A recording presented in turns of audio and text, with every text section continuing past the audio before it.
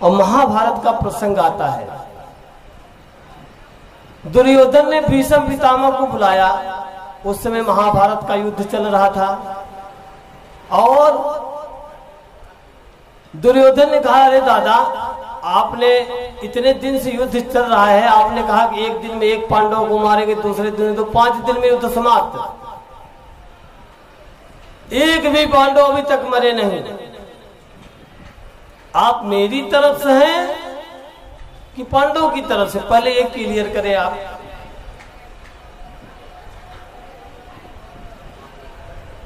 भीष्म पितामह ने कहा,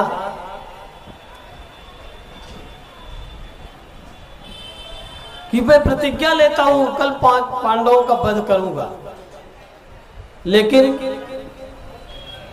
जब मैं संध्या करने बैठू ना प्रातः 4 बजे, उस समय अपनी पत्नी भानुमति को मेरे पास भेज देना। मैं आशीर्वाद दे दूंगा कि अखंड सौभाग्यवती रहेगा। तू नहीं मरेगा, बाकी पांडव मरे या ना मरे, तू अखंड सौभाग्य का वरदान मैं दे दूंगा आपकी पत्नी को। उसे प्रातः काल जो है 4 बजे हमारे संध्या के समय में भेज देना आशीर्वाद लेने के लिए। अब इस बात को कन्हैया जी कहीं न कहीं से सुन रहे थे। बोले, अब तो दादा ने प्रतिज्ञा ले लिया, अब इनकी प्रतिज्ञा को कोई टाल नहीं सकता है, अब हमें ही कुछ करना पड़ेगा। उसमें कैसा होता था, दिन भर युद्ध होता था, फिर बात जब शाम हो जाती, युद्ध विराम हो जाता, सब आपस में मिलते जुलते थे। ऐसा नहीं कि वो धर्म युद्ध था ना महाभारत।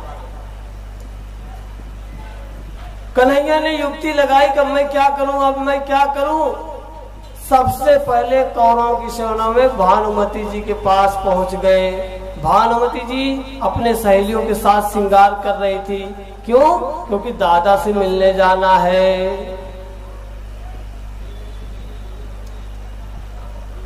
कृष्ण भगवान आए, बोले, अरे भाभी भाभी, अरे इतनी रात्रि में किधर इतना तैयार हो गए, कहीं जाना है क्या?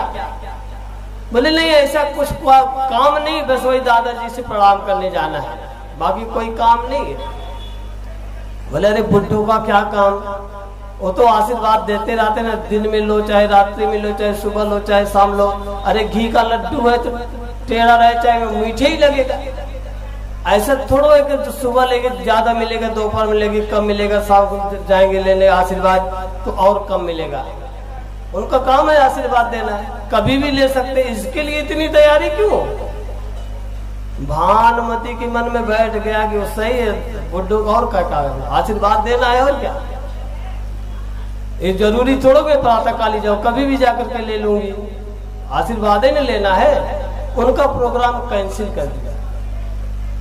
और भागते भागते भगवान आए, बोले, भाभी जी रुकना, मैं आ रहा हूं थोड़ी देर में। ऐसे करके भागे और द्रौपदी जी उधर सो रही थी अपने शिविर में। भगवान ने आया, बोले, द्रौपदी उठ, जागे, तेरा सोने का समय नहीं है। बोले, आधी रात को कन्हैया क्या हो गया?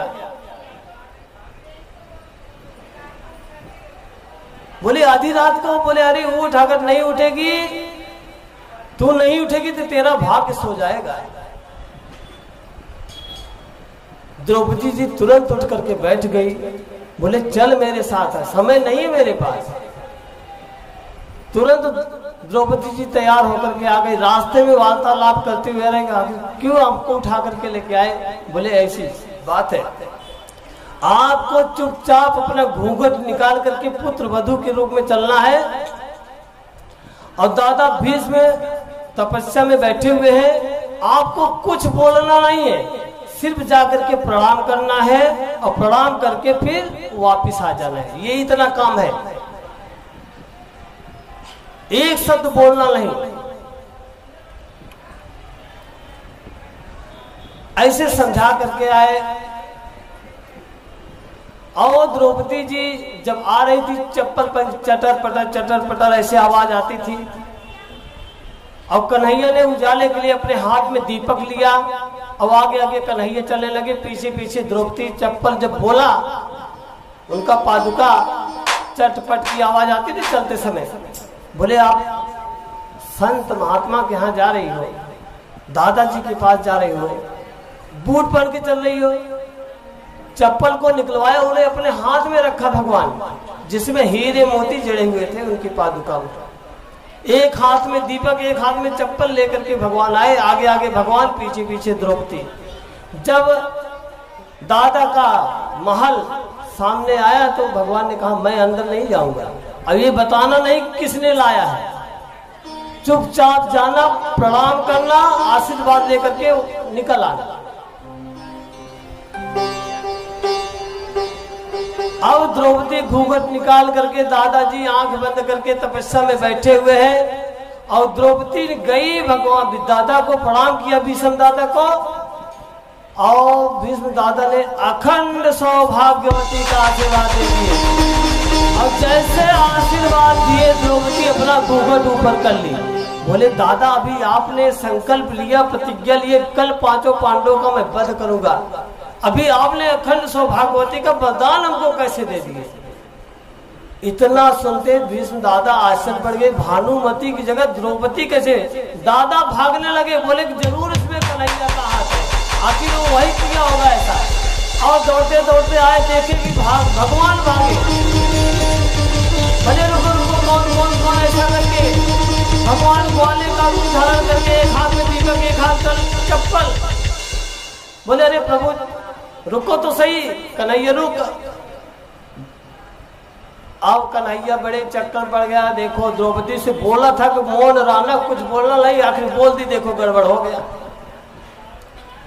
इस प्रकार से जो है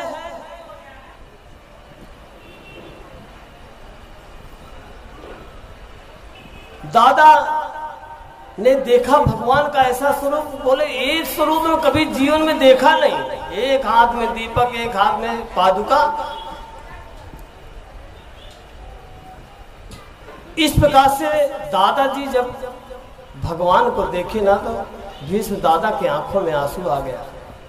बोले प्रभु जी आप ही जो है, जो करना चाहे आप ही कर सकते हो, हम मानव के बस में कुछ है नहीं। मेरी आपसे एक ही निवेदन है, जब मैं अंतिम श्वास लूं ना, उस समय आप मेरे सामने ही रहना, जिससे मैं आपका दर्शन करूं, फिर अपने प्राण का त्याग करूं।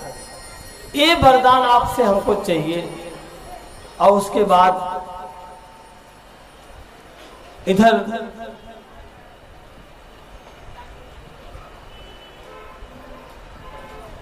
हुआ क्या, पूरा युद्ध हो गया और दुर्योधन अचेत अवस्था में पड़ा हुआ है,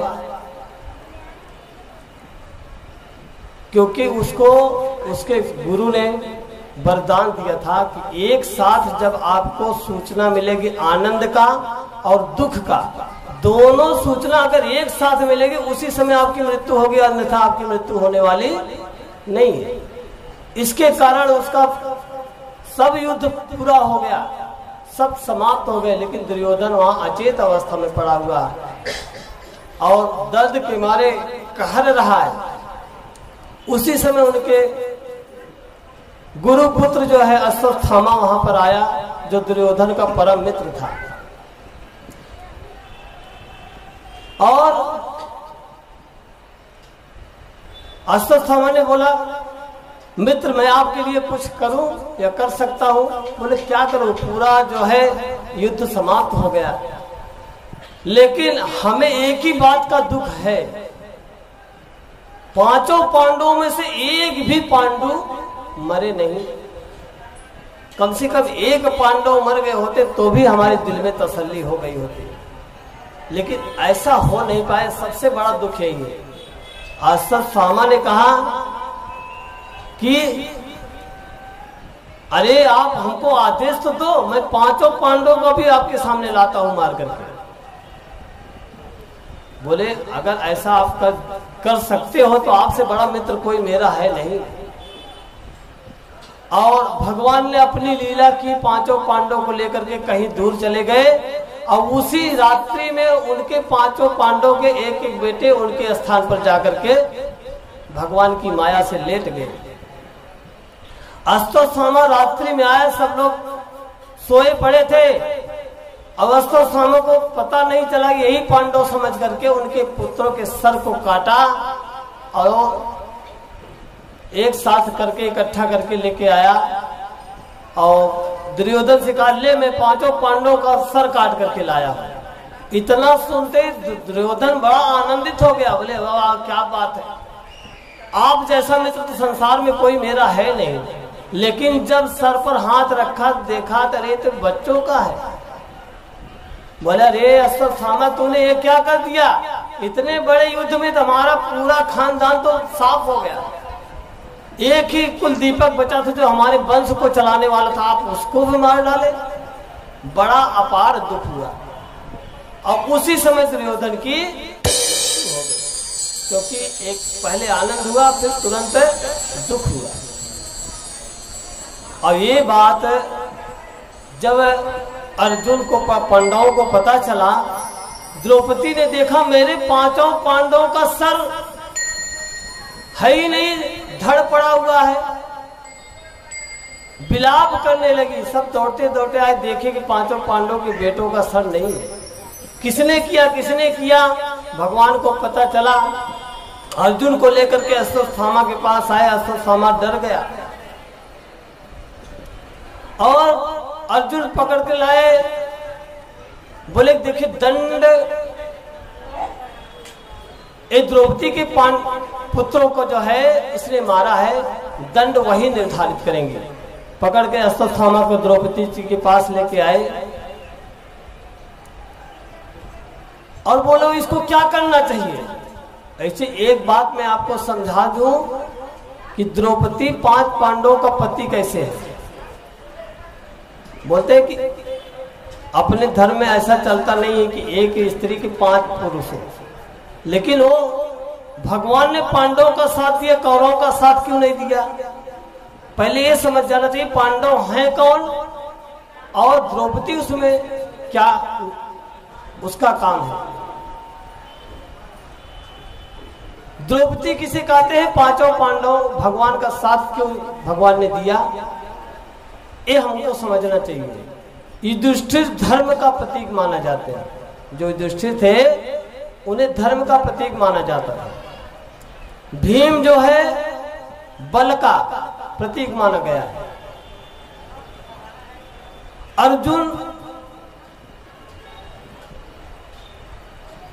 ज्ञान का प्रतीक माना गया है।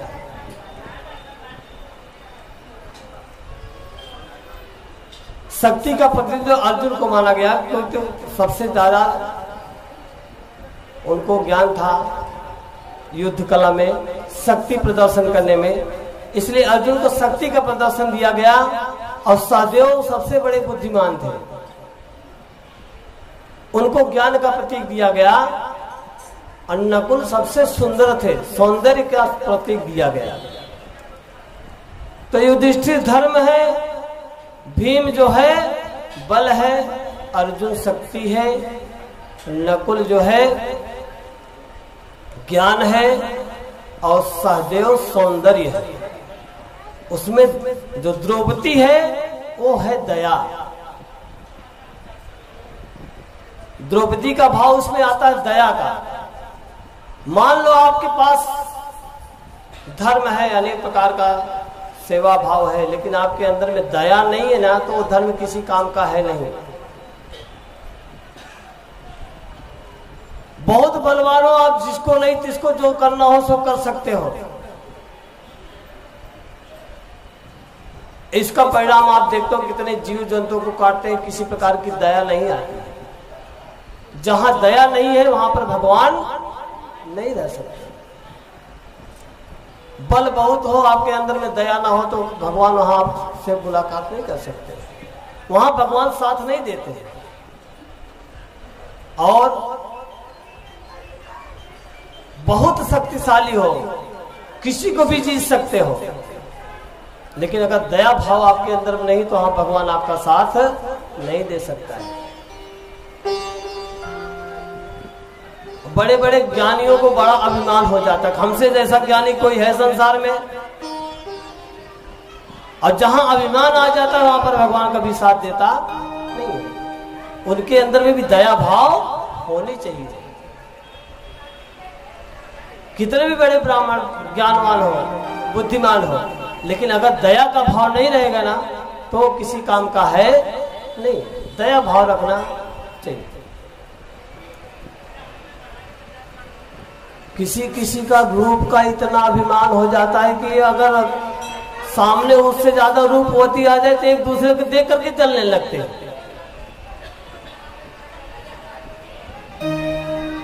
हमें संसार में रूपवान है ठीक है, लेकिन उसके प्रति हमें अभिमान होना नहीं चाहिए। हमें दया भाव रखनी चाहिए। इसलिए दया जहां पर है, भाव जहां पर है, वहीं पर द्रौपदी है, वहीं पर पांडव है, वही भगवान उनका साथ देते हैं।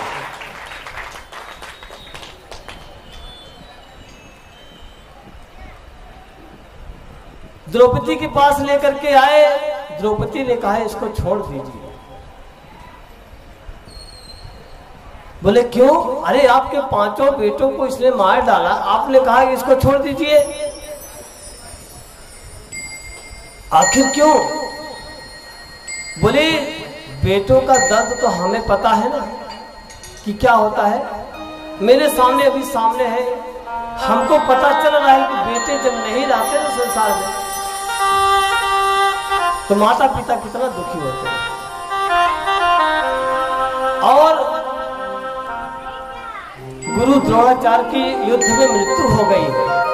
और ये गुरु बालक है, ब्राह्मण है, और माता का एक ही चिराग है। मेरे तो ठीक है पति लोग हैं, बेटे चले गए, कोई बात नहीं, हमारा सहारा कोई न कोई तो है। लेकिन अगर ये चला जाएगा तो उसकी माँ बेचारी क्या करेगी? इसलिए उसे छोड़ दीजिए। क्योंकि कहा गया है कि दया धर्म का मूल है, पाप मूल अभिमान, तुलसी दया न छोड़िए, जब तक में प्राण। इसलिए अपने जीवन में किसी प्रकार का अभिमान कभी हमें जीवन में करना नहीं चाहिए। सबके प्रति दया भाव रखना चाहिए।